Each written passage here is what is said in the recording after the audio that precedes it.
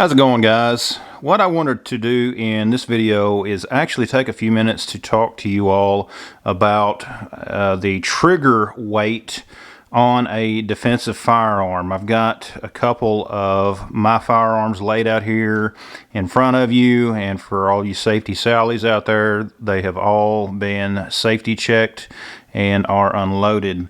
Now there's a wide variety of opinions on how much weight should be on a trigger for a defensive firearm.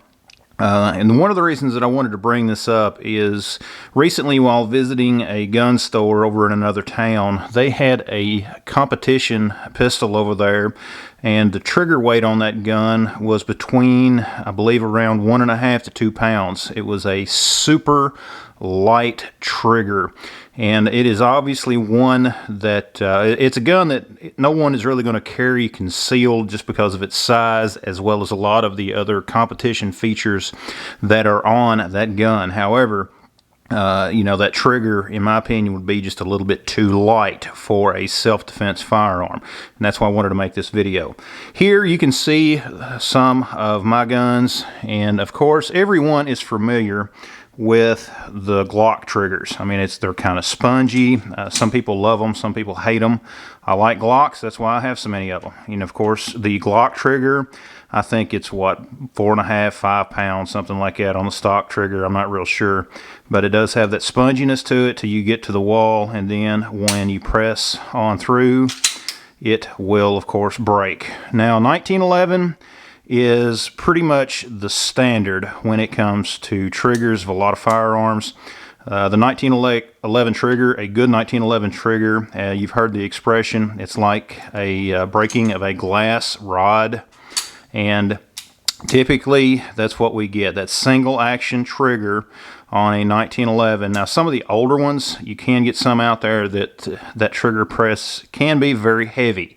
But for the most part, most modern manufacturers, I think the average is around 4.5 to 5 pounds. This one, of course, it's just extremely crisp. For this particular 1911, there is virtually just very little take up, and you get to the wall right there, and then as you build pressure, it falls. And you can see there's not a lot of take up, but then that hammer will fall. Of course, there is also Canic. The Canic Metas, in my opinion, have possibly the best trigger of any striker fired gun straight out of the box. It is a super crisp, super light trigger. There is a little bit of take up till you get to the wall, and right there is the break. My opinion on this trigger, for a carry gun, I would not have this trigger to be any lighter than what it is right here on my Canic Meta. Anything lighter than that under stress, I really think that you are running a greater risk of having a negligent discharge. You know, if you are on target under stress, you don't want to accidentally press that trigger if you do not have to.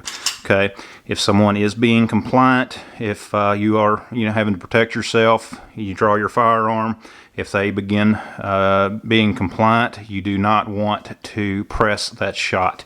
Okay, so that is something that you want to consider. You don't want a firearm that has too heavy of a trigger for obvious reasons. You're not going to be as accurate with it. You also do not want a firearm that has a super light trigger. Again, 4.5 to 5 pounds. I think this is probably somewhere around 4 pounds, and in my opinion, it's probably as light as I personally would want to go.